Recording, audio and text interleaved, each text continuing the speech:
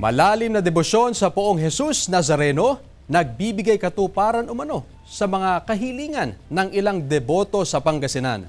Narito ang report ni Jeric Pasiliao.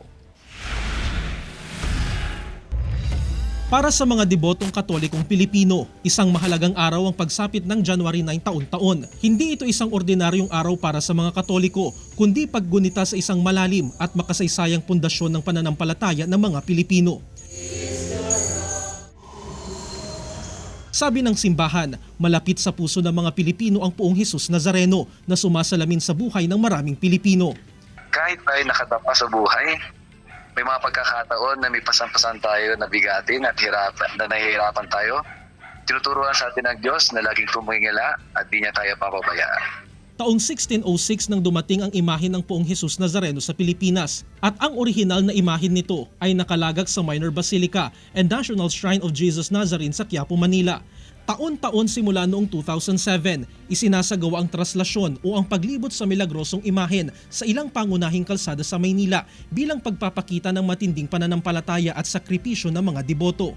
Ang ilang hindi nakadadalo sa taon ng traslasyon, inilalaan ang kanilang oras sa simbahan para mag-alay ng panalangin. Tulad ng 52 anyos na si Mang Nestor Venduan na sumadya sa Jesus the Nazarene Parish Church sa Barangay Dulag, Binmalay, Pangasinan. Bata pa lang daw ay masidhi na ang kanyang paniniwala sa Poong Jesus Nazareno na tumutupad daw ng kanyang mga panalangin.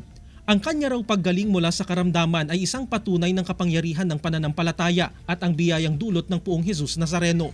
Unang-una po, napapalham ko sa kanila sa Poong Nazareno kasi una yung nagpa-opera po ako ng kidney stone at gallstone. Sa awa ng Diyos, gumaling po naman ako. Isa lamang ang kwento ni Mang Nestor sa maraming salaysay at patunay ng kapangyarihan ng pananampalataya at debosyon. Sa kabila ng mga hamon at pagsubok, ang mga deboto ay patuloy na nananalig at umaasa sa biyaya at himala ng Poong Jesus Nazareno. Kasama si Henry Duminsil, Jeric Pasiliao, 1 North Central Luzon.